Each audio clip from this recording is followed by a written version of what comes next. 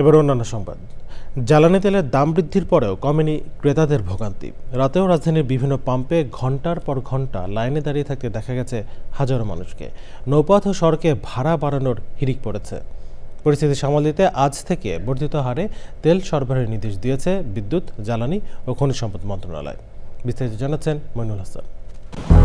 200-র বেশি সার্ভিস ও ফিচারে লেনদেনের সব বিকাশ অ্যাপে সম্ভব। রাতারাতি জ্বালানি তেলের দাম বৃদ্ধিতে টালমাটাল রাজধানীসহ সারা দেশ।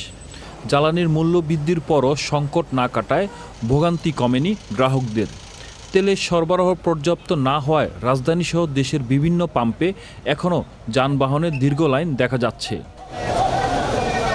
কোনো ফিলিং স্টেশন গ্রাহকদের চাহিদা মতো তেল দিচ্ছে, আবার কোনো ফিলিং স্টেশনে করা হচ্ছে রেশনিং।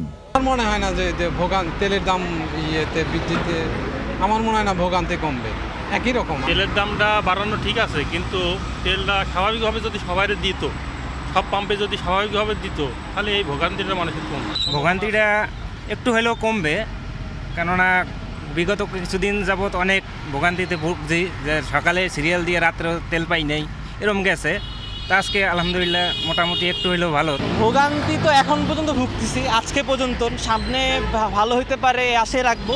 তেলের দামের উত্তাপ ছড়িয়েছে পরিবহন খাতেও। দাম বাড়ার ঘোষণার পরপরই অভ্যন্তরীণ নৌপথে লঞ্চের ভাড়া বাড়ানোর প্রস্তাব জমা দিয়েছেন মালিকদের সংগঠন বাংলাদেশ অভ্যন্তরীণ নৌ চলাচল সংস্থা। পিছিয়ে নেই সড়ক পরিবহন খাতও। বিআরটিএ এবং বাস মালিকদের পক্ষ থেকে সড়ক পরিবহন মন্ত্রণালয়ে ভাড়া পুনর্নির্ধারণের জন্য প্রস্তাবনা দেওয়ার কথা জানান।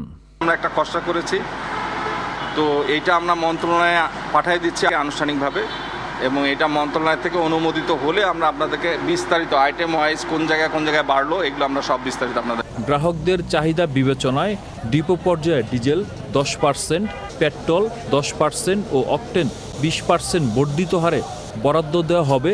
রোববার রাতে বাংলাদেশ পেট্রোলিয়াম কর্পোরেশন এক প্রজ্ঞাপনে এই তথ্য নিশ্চিত করেছে। মইনুল হাসান, চ্যানেল আই, ঢাকা।